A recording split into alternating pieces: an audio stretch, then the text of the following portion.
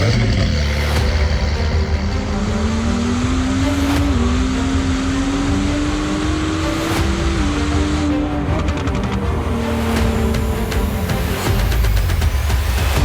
is Hard Parking, brought to you by Wright Honda and Wright Toyota out of Scottsdale, Arizona. I'm your host, Jhae Pfenning, recording from my home studio in Gilbert, Arizona. Did a lot of things this weekend. I was on the microphone at an event. Also, some college football news. You guys know I'm a big college football fan. In fact, I kind of prefer that even over car events this time of the year. Also have some car news coming up. And I've decided to try to eat a little healthier based on information that I've actually decided to finally pay attention to. I'll tell you more about that. Before we get to those stories, before we get to 4-Wheel Online, thoughts and prayers by the people affected by Hurricane Helene. CNN is reporting a few hours ago the storm's death tolls reached 95, and I'm sure there's a lot of people still missing. There are millions left without power. One of my really good friends and friends of the show that elected to not come on and talk about it, he lives in Asheville. And so thoughts and prayers to him and his family, if he's got family there. Great guy, one of the best guys you'll ever know. But I did connect with him today, and he said that fortunately for now, his place is well, which is incredible. He sent me pictures of the freeways. The ones that weren't underwater, completely destroyed. The highway was completely ripped apart. There's no cell service there. And he did say that he hasn't heard from his best friend since last Thursday. And so hopefully he isn't one of the 95 confirmed so far. There's also a dam a few hours ago that is on the verge of breaking that's nearby that if that thing goes, it'll be just like the movies. Everything will get flooded out even worse. Now, this is quite a ways away from Asheville, but obviously North Carolina isn't the only state. Florida, Alabama, Georgia, and it's terrible. It's terrible. It's one of those things that you have to see it to believe it. 1,000 people reported unaccounted in North Carolina County. I saw a video this weekend where there's a small hospital, and I don't know if you've seen this or not, but patients and staff had to go to the roof because of the waters. And fortunately, I believe all of them were rescued by a helicopter from that horrible situation. But I can't even imagine being in that. So again, thoughts and prayers to everybody affected by this horrible hurricane. You know, it's easy for the... It's funny because I live on X now, like Twitter, and you see a convenient time to blame the current administration for not doing anything. Now, this has nothing to do with politics. You know, I saw President Biden was asked about giving aid, and he said that they've saved up a lot of aid for stuff like this. And the question was, well, what else are you going to send? And he said nothing. But that doesn't mean he doesn't want to help. He's saying that they've saved up so much. This is what I got from it. They've saved up so much that hopefully that'll be adequate.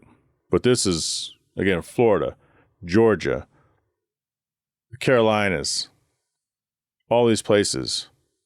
So it'd be really nice if you didn't bring politics in this. This is a humanitarian need. Another popular thing is we can send all this money to Ukraine, but we can't send money to these areas to help our own people.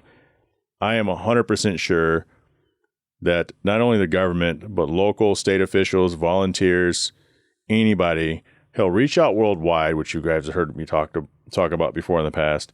They have deployed to these areas. So there's a lot of people doing as much as they can to help those people in need. So again, thoughts and prayers. And we'll continue with the podcast after this word from 4-Wheel Online. For over a decade, 4-Wheel Online has been bringing the best truck accessories and truck parts to enhance the appearance and performance of all trucks and SUVs. They are dedicated to providing an extensive range of upgrades that will match any maker model on the road. The truck products cover everything to give your truck a custom look and added functionality. Need a wheel and tire package? Head over and use the configuration tool. They carry all the major brands of wheels and tires, so go get outfitted today. Visit them online at 4-Wheel Online. So this last Saturday was a very busy day. We've had the Hot Wheels Legends Tour was in town. If you haven't heard about that, that's a really cool event where Hot Wheels has partnered up with Walmart, and every year they go around to a certain amount of stops. They invite all these cool cars to come out. My car has been there a couple times, but I say it's more for eye candy because it's a public event. But the people that are really serious bring their vehicles out, and the best vehicle at each location gets picked, and then they all compete nationally, and the winning vehicle gets a Hot Wheel made of their car, and that vehicle lives on forever. Those of you who have kids, or even if you remember being a kid and you remember some of the craziest Hot Wheels, the ones with the skulls on them, or all the wheels on them, or the weird flames on the side, and all the strangest Hot Wheel you could think of, probably is a real car somewhere. In fact, they bring some of these cars, and you look at it, and there's a little plaque. This is the Hot Wheels car from 1974. It's the Corvette C3, and you're looking at it, and you go, oh. Like, I looked at it, and I said, Zeke has that car. He has two of them. I think Marcelo had that car when he was a kid, and there it is right in front of you. It's super cool. And I was registered for it. And although I stopped by after the other event, I could not attend it because I did the Gila River Resort Casino, sponsored by Barrett Jackson's first Cars and Coffee at the resort. And that was a really cool experience. It was their first time doing it. And so, you kind of tell them what you can, or you give some ideas and you bounce things off of them, but it's kind of their first go at it. What was really cool is my people at Barrett Jackson reached out because Gila said, hey, do you have someone that could, we're looking for an MC. We're looking for somebody to do announcements. And they go, hey, we think we have someone.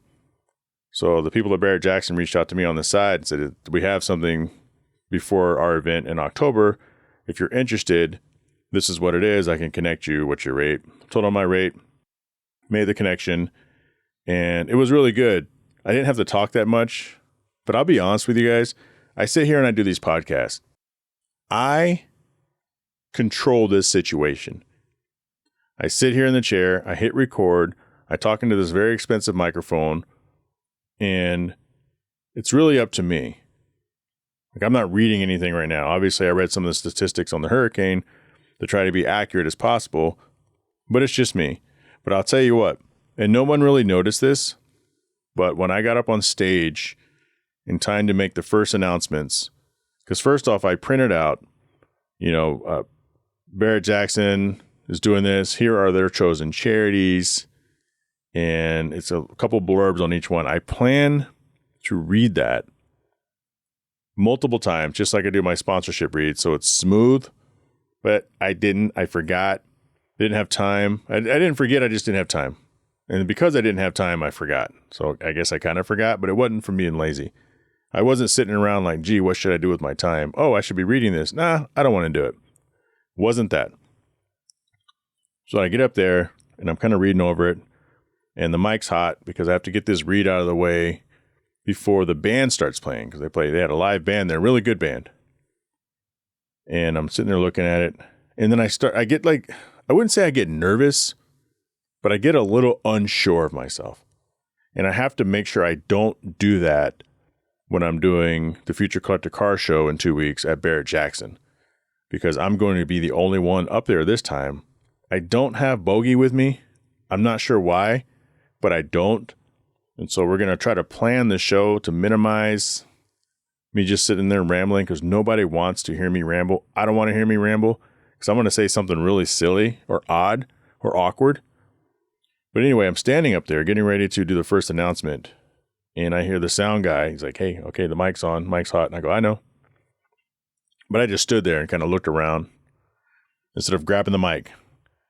Hey, everybody, welcome to the first Gila River Cars and Coffee, brought to you by Barrett Jackson at the Resort and Casino. I just was afraid that I was going to completely hose that up. So I got it out. I started doing my reads. They weren't nearly as smooth as I would have liked for them to have been. But I got through the first round. Thanked everyone for coming out. If you want to participate, go over here and vote for the coolest car. That whole thing was a little confusing, but I think next year it'll be better, or the next time they do it. So the way it was advertised is you bring your car out. It's their first Cars and Coffee. There's going to be charities. So you get to vote on the coolest car. And whichever car wins, the people with that car get to pick one of 4 or 5 charities to get a $10,000 donation in your name. Pretty cool. But when I'm looking at the parking lot and where people can come in and where the vendors are, underneath the front entrance, it says cool cars parked here. And so naturally the thought is, well, how do you know which cars are going to be picked? How do you know which cars are cool? Didn't give it too much thought. But what it ended up being was there was a pre-selected group of cars. All right. So then you had all these people show up with their own personal cool cars with the thought that you can vote on their car. And so I had someone say, I don't know if my car is cool enough to bring out. And I go, well, of course your car is plenty cool. Bring it out. Let's take a look at it. But that thought is due to, I wouldn't say poor communication, but miscommunication. The thought is I could win and I get to pick the charity. How cool is that? But that wasn't the case. Friend of the show, Alan Daniel, who's never done an actual interview on this show in studio, but there's been a couple times where I've taken this show on the road and he sat down with me and talked at a couple of the public events. He won with his Camaro, which that was controversial because you had a Gone in 60 Seconds Eleanor car. You had a Corvette, I think a second gen, maybe a first gen convertible Corvette. You had a Ferrari F8 and an Aventador, and he showed up with his Camaro. But he's got a really famous Camaro around here. It's got a really cool, if you're into it, kind of a foil red wrap. And so you sit back and you look at it and you go, wait a minute, he showed up late and somehow he wins. And I go, wait a minute. If you really think about it, if it's the coolest car, I can make an argument for him legitimately having the coolest car. It's not the best car. It's not best of show.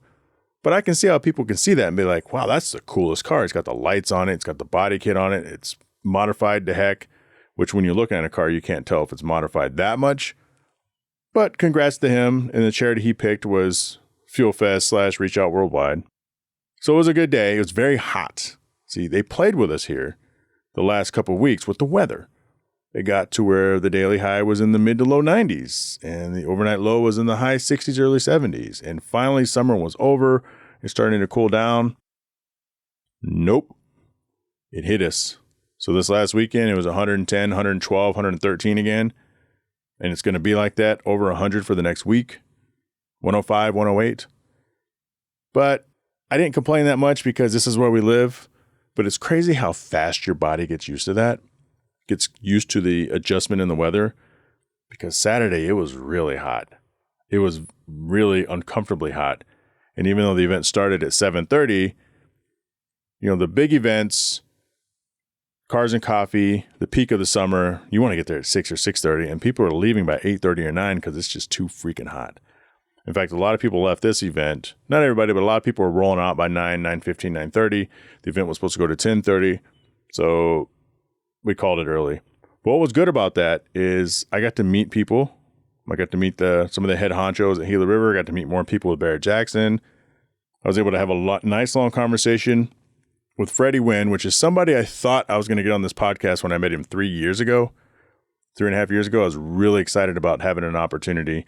I was really excited at the opportunity of having him on the podcast, and we just never made that happen. But it was cool that he and his business partner came over to me and said hi, because I hadn't seen them in 3.5 years, maybe 4 years. 3.5 years, 3.5 years at a mutual friend's house. But I talked to him for 15, 20 minutes, 30 minutes, and he introduced me to a lot of people. Great guy. So we'll still try to make that happen at some point. And I was wearing my autocannon gear, an autocannon hat, a shop shirt that they have, like a mechanic shirt, and it was hot.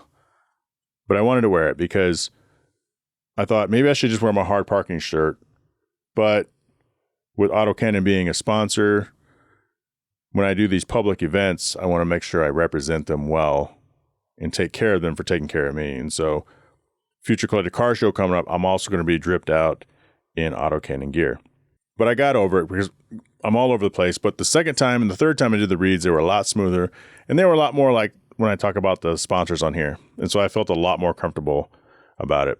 Still looking down, reading it, and I don't think people really notice me up on stage, but you can hear me. But one thing that they did right before I move on from this story, one of the few things that people continuously drop the ball on, no matter which event I'm at, whether it's how awesome the modern culture event is. Robbie's event last weekend or 2 weekends ago was fantastic. It's his first event doing that. Our One Less event that's coming up in November is, you had the microphone, you had the speakers, but they also had speakers around the perimeter to where it's not a situation where someone could say, we can't hear you in the back. Can you speak up? We can't hear you in the back. And then you're blowing people's eardrums out in the front. So they got that part. So they're good to go. But I think maybe moving forward, I'll get more opportunities and I can do better, be more smooth at it.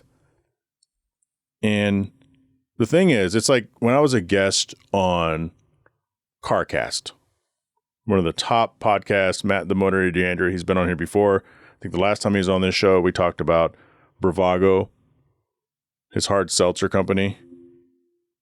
Just got an email. We talked about Bravago, his hard seltzer company. And I think the peak of it for me was being a guest on CarCast just after Barrett Jackson Week. Now, I sucked, and I haven't been invited back yet or since. But one thing I say about it is I'm on the list. I don't care if I'm number 2, 3, 1, or 12. I'm on a list of talent. And I can accept that. I enjoy that. That's a good thing. That's a good thing. So a little social news. Before I get to my eating, this random article I came across. Americans, they say, this is on Psychology Today by Nick Morgan, PhD. According to research, 2/3 of Americans are afraid to say what they believe in public. And it says in the article, these dispiriting results come from a study that tracked 1 million people over a 20-year period. Between 2000 and 2020, the shift in attitude has led to 6.5% more people self-censoring rather than speaking their minds. That is a huge shift for measurements of attitudes in a short time. Now, what I will say about this, because I'm done with the article, and I haven't looked at specifics of it, is, of course, you should always watch what you say. You should always think about what you're going to say. And I envy people that are so unapologetically honest. You'd almost have to have some sort of a brain chemistry situation to always say what it is you think. Some sort of a disability to always say what's on your mind, because there's some people that are like that, versus having a filter. And now maybe through social media and certain places in public, it's better to just not say something than to tell people what you're thinking for fear of being judged, because that's probably the big part of it. And some people don't care. And I've said this, and maybe I'm a coward, right? Maybe I'm a coward because you're not going to see me going out and protesting. You're not going to see me on the news on the front lines holding a sign. You're not going to see me wearing a shirt out of protest. You're not going to see me wearing a presidential candidate on my shirt. You're not going to see me walking into the lion's den. You're not going to see me standing on a corner asking for people to boycott this or that. And if you just thought about the Black Sheep song, you can get with this, you can get with that. When I said that, good for you, because for some reason it hit me as well. So look in the mirror, look in the selfie foam, and tell yourself, I'm cool, because I thought of the same thing Jhae thought of. But it's okay to have filters. And I've talked about this before on the podcast years ago. Self-censoring.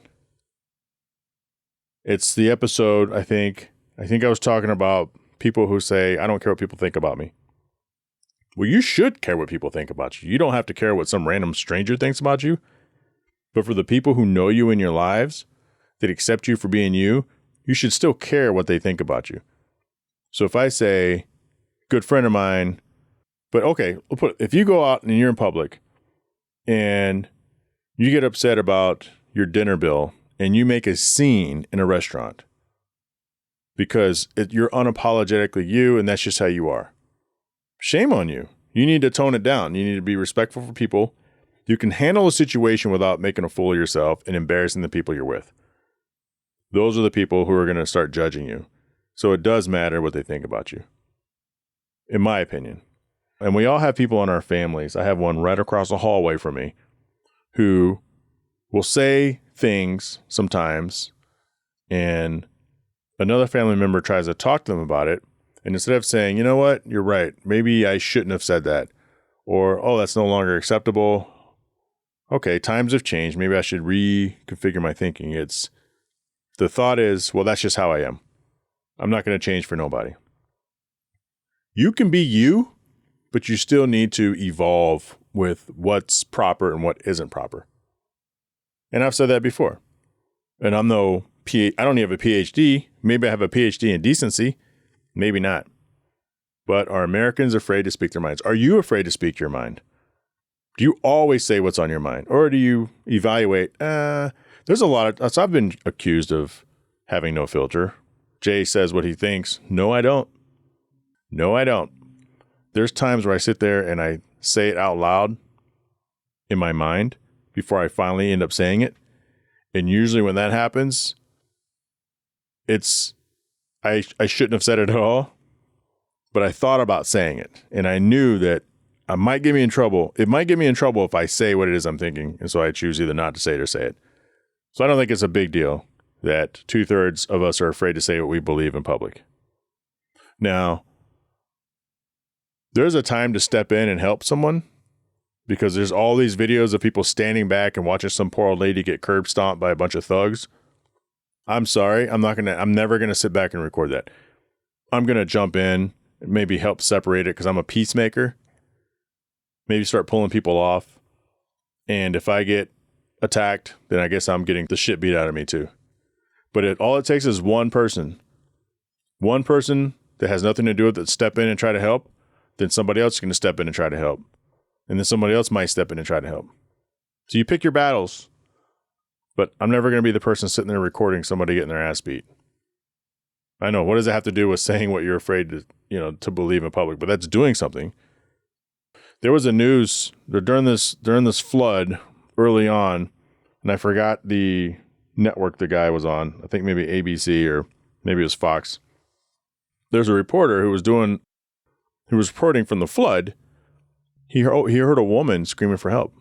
And so he just stopped in the middle of it, took off his recording equipment and went through the water, rescued this lady who was trapped in her car in the middle of the flood.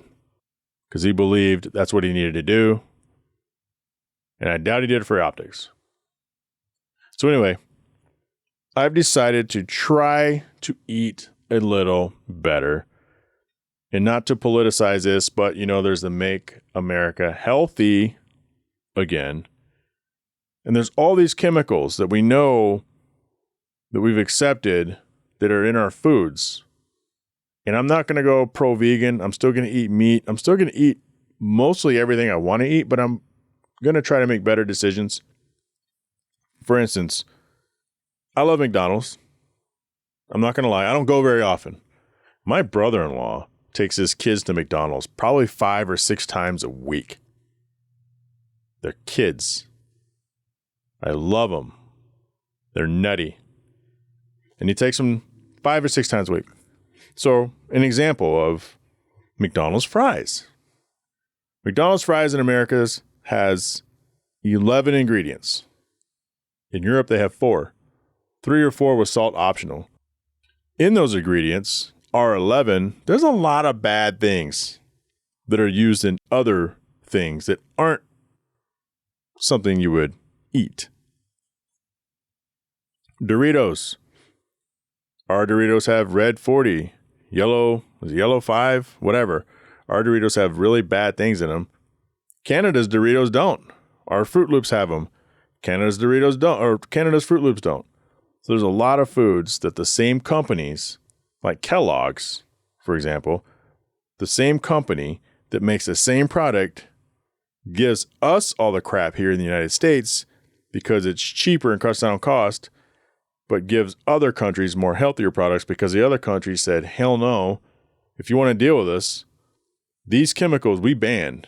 You're not going to sell us your products with those chemicals. So either A, we're not going to buy them, or B, you're going to adjust those formulas for our countries. And they do it. I think it's time that they need to do that for us here. There's a lot of food, certain Oreos. I got curious the other morning. I was looking up on my phone and I go, what are things that are banned here in the United States that we eat? Everything has red 40 in it. I've been eating Flamin' Hot Cheetos since I was 20 years old, 48, 22 years old. I don't eat them every day, but if I had them in the pantry, I would. Covered in red 40, covered in things that are illegal or banned in other countries because of the health issues. I'm going to try to not eat hot Cheetos again. And I love those chips. I love white cheddar Cheez-Its. I can tear a box up, not in a sitting, not a family-sized box, but I could probably rip through a box in 2 days. Just snacking. I did that actually a few weeks ago. I ripped through a box of family-sized white cheddar Cheez-Its.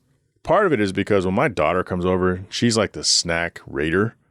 And she will tear up some Oreos. She will tear up some Cheez-Its. The kids, my grandkids.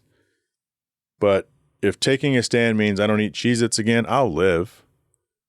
If it means I don't eat Flamin' Hot Cheetos again, I'll live. I don't know if I can live without eating McDonald's. I don't eat it that often, though.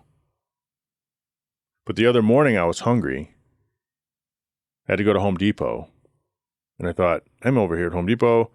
There's a Burger King right on the corner. I like Burger King breakfast. I love the croissant sandwich. I don't have it very often. I think I have Burger King breakfast maybe 1.5 times a year. That's how often I eat that stuff. But I made a conscious decision. I go, you know what? It's probably not good for me. I got eggs in the fridge at home 3 minutes away. And so I didn't do it. Whereas maybe 2 months ago, I would have said, screw it. But the more you learn, the more you decide to make these conscious decisions to change. And I'm not starving. It's not changing my diet. It's just picking different things to eat. And I love snack chips, but I would rather eat a bag of Fritos, which is just salt and corn. And there's probably oil in there that you probably shouldn't eat, but there's probably not 6 ingredients in there I shouldn't eat. And Fritos, hot take, the most underrated snack chip on the planet. And I think it's just that corn, crunchy, salty hit that you get. That's what it is. But I could eat Fritos. I just probably shouldn't eat, just even regular Doritos is bad for you in the United States. I don't live close enough to Canada. Isn't that crazy? You got to go to Canada to get healthier food of the same thing. So anyway, I'll let you guys know how I'm doing, but I want to lose weight. I don't like to work out. And the best way to lose weight is to just change your eating habits. I think I'm going to start working out again in the mornings. I'm walking in the morning. If I get up early enough, it's just under 1.5 miles around my neighborhood. I've done that walk a few times lately. Drink more water, less coffee, less beer, which I don't drink that much anyway. Try to drink less liquor and see where I'm at. In fact, I was talking to Freddie Wynn at the event this weekend, and he said he just decided to stop drinking alcohol on his own. He didn't have a drinking problem. He just stopped drinking it on his own. And the last time he had a drink was in February. I can't do that. But what I can do is slow down and not drink 4 days a week. Sometimes I'm bored and I'll pour myself a drink. I don't drink till I'm drunk. I'm just like, oh, I need a drink. But maybe just drink on One Drink Wednesdays with myself and Mr. West Tankersley. Maybe just drink once on the weekend. I don't know. But I don't have to cut everything out. I don't have to cold turkey my life. Just make better decisions. Getting us car news. With the car show coming up, Future Collector Car Show, I have my Honda Z. My little cute Honda Z. It's in the garage, and I rarely drive it. But I got I purchased one of those digital rearview mirrors. And it's super cool, but at the same time, it's super dumb because it plugs into the 12-volt cigarette lighter in the car, but it comes with a cord. It's like 6 feet long. I don't know if there's a vehicle on the planet that has a cigarette lighter in the front of the car that is 6 feet away from the mirror. So I got a lot of extra cord is what I'm trying to say. So I went online and I bought a hardwire kit. And I have yet to hardwire that into the fuse panel. And one of the reasons is because this is a Japanese car that was never made for any other market. So when I go online, I've bought all the books. I have 5 or 6 really cool books for this car with all the part numbers, all this or that. But one thing I can't find, and I at this point believe that it doesn't exist because in Japan they do what they want to do, is when I'm looking at the fuse panel, and these are the tiny fuses. These are the smallest of fuses ever. Like these are really small. And it's in a very awkward position underneath the driver's side steering wheel. Because a lot of times it's on the passenger by where your feet are, underneath the hood, in the back of the vehicle. But this is kind of underneath. And it's got a bunch of little 10 amp fuse and 15s and 25s, but they're not labeled. That's the problem. And when I look at the book, it tells you where the major fuses are, but it doesn't tell you little things like an American car or a car made for the global market. It'll say slot 1 is for the left headlight, slot 2 is for the right headlight, slot 3 is for the left fog light, slot 4 is for the right fog light, slot 5 is the accessory, slot 6, so on and so forth. Rear bulb left, rear bulb right, rear blinker left, rear blinker right. This doesn't have it, and I can't find any literature, and this is why this hardwire kit has been sitting in the garage for a month, and I haven't driven the car for a month, but at some point between now and 2 weeks from now when I take it to Future Collector Car Show at Barrett Jackson, I'm going to have to figure that out, because that cord that plugs in the cigarette lighter looks stupid, and I have one of those really cheap cigarette lighter Bluetooth thingies that you hook your phone up to in charge, and then you set it on a certain radio station and you broadcast that to the actual radio station on in your car.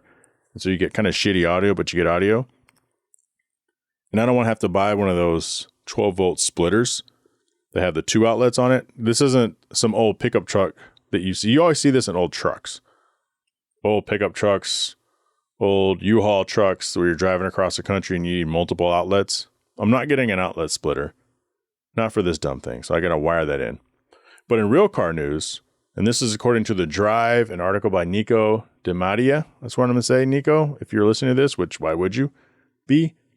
It gets worse. Fisker Ocean's owners forced to pay for recall. So you guys remember Fisker came out with some cars and then they filed Chapter 11 bankruptcy. But people had already bought these cars, these 2013 and 14 models of the Fisker Ocean is the car. So apparently they're so bankrupt, they will supply the parts, but customers have to pay for labor at certified service centers if they can even find one. So if you're one of the unfortunate blokes that decided to order a Fisker Ocean, get rid of it. And if you have to fix the recalls, then get rid of it. Because this thing has 0 product support. None. Also, I'm moving my hand to the side like I don't know. I would say like I've watched Trump do all these weird things with his hands. I watch all these people talk. Earlier I was doing like the Kamala Harris thing with my hands, you know. But now I'm doing the Trump side-to-side swipe with my right hand as I talk. So you can imagine that. Get rid of the cars. Get rid of the cars. Get them out of here. We don't want them. All 5 recalls increase the risk of crash or injury. Get rid of them. Get rid of the Fiskers. Also, according to Car and Driver, well, not really according to Car and Driver, but I found this on Car and Driver. If you're interested, the 2025 Toyota GR Corolla's base price rises an additional $2,360 to nearly $40,000. So previously it was, I don't know, 38 or 39, whichever the math is. 40. Let's see. Hold on. The GR Corolla's premium and premium plus trims now start at $42,575 and $46,650 respectively. What has 300 cylinders? Hey, my car has 3 cylinders. This has 3 cylinders, 300 horsepower. Those Toyota GRs, when these things came out, and I could be talking about the wrong ones, but they're fast as hell. And when these things came out, Aren't these the ones that were going for like $100,000? Feel free to drop me a line. Because I know there's a Corolla. I want to say it's the GR Corolla. When it first came out in 2020, 2021, 22, it was such a performance machine and so limited that people were paying $75,000 to $100,000 for this $37,000 car. I'm going to fact check that. I'm going to fact check myself really quick. Yes. Car Scoops, March 23rd, 2023. The $100,000 Toyota GR Corolla is upon us after taxes. Yep. People were tacking on $50,000, $60,000 onto the price and pushing these cars up. So there's a Morizo edition, I guess, was the special one. But they were still tacking on, bringing these things up to $100,000. Here's another one.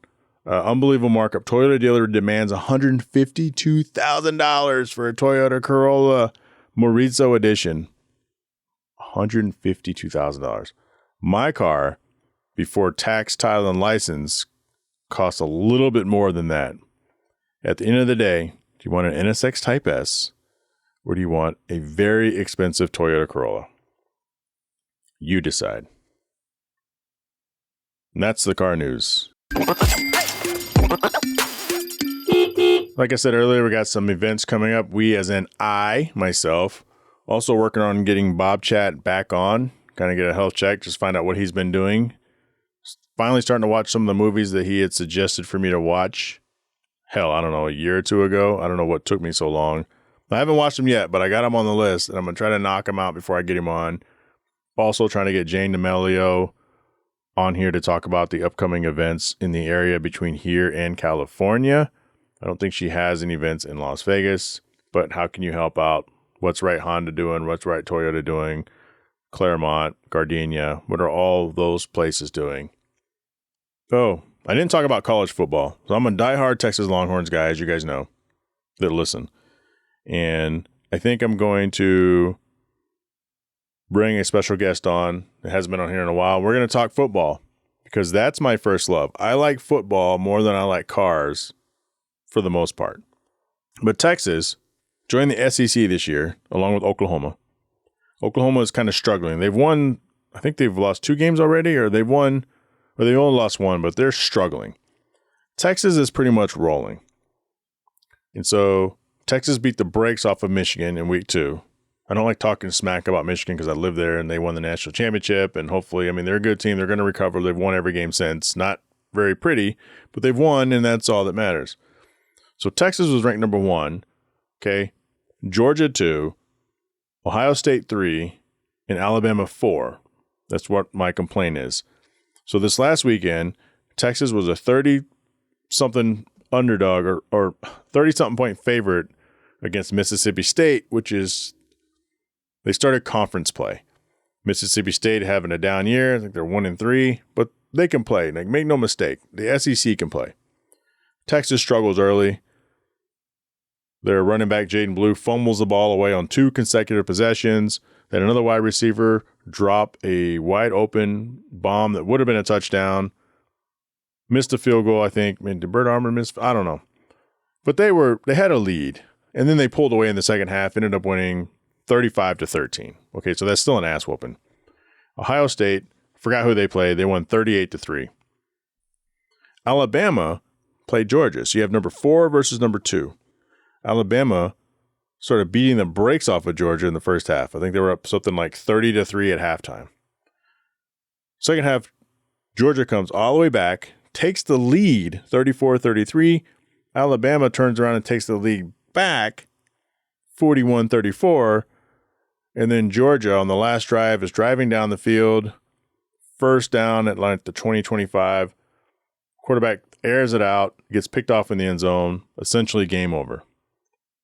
Because of that epic game. Now remember, Alabama, they were whooping the shit out of Georgia, but they still barely won that game. It took an interception on the last drive for Georgia in the end zone to get that victory. Otherwise, if Georgia scores, they most likely win because not a lot of time left on the clock and they're leading. Alabama is now number 1. Because of that, Texas slid to number 2. Ohio State stayed at 2. And Georgia, I think, is 4 or 5 now. But it's the SEC, and they love the SEC. And Alabama in the past has barely won games. Like, they beat who they're supposed to beat. But there's times they played inferior opponents that they barely won, and they've never been skipped over because they stayed number 1 until they lost. So that's my biggest complaint. Now, Texas is number 2. They're off next weekend. And then they play Oklahoma in the Red River rivalry, which I want to go to one day. I need to go to one day. I love that game. That's the game that I would get my jersey on. I would grab Izzy, put his jersey on, which is now retired, on the wall behind me. And we would watch that game together. I know it's my dog, but still, it's a big deal. And then after that, Texas plays Georgia. So 2 huge games coming up. Huge games. I love college football. So with that being said, I want to thank Wright Honda, Wright Toyota, Toyota of Huntington Beach, Claremont Toyota, and Gardenia Honda, FoilOnline.com, Cell Shop Wireless Services, AutoCannon, officially licensed Honda and Acura gear, and my Patreon business supporters. If you own a business and you want to sponsor this show and you want a shout out and you want to write off, it's like $10 a month. Automotive Specialty Tool out of Owings Mills, Maryland, Kuya Automotive out of Winter Garden, Florida, Pell Construction out of Caledonia, Michigan, B House Small Home Design out of Ashford, Virginia, and Traverse City, Michigan, Motorsport, Michigan. Shaving Success with West Tankersley out of Boise, Idaho. Join the Patreon for as little as $3 a month. Like I say, every week, get access to bonus audio as well as show swag. Special thanks to Mark Stoneman, Catherine Cox. Catherine is overdue. I got to get her on here. I told her I would get her on here. Our schedules suck. I apologize, Catherine, if you ever even listen to the podcast anymore. Also, Eddie Ramos, Richard Graves, Byron Jones, Bo Jung, Alex Gamina, Drew Bunkley, and Yasu Chiba. Email the show, hardparkingpodcast@gmail.com. Follow me on Instagram @JFenning. Follow me on Twitter X @JFenning. Join the Hard Parking Violations Facebook group, the Hard Parking channel on Instagram, Hard Parking J on TikTok. And remember, I can't grow that. You tell the world how great this show is. Let's do this. Let's grow this thing together, and I will talk to you all next week. Finally got around to trying that Arby's Wagyu burger. It was all right. I ain't like the little dressing shit they put on it. Shut up!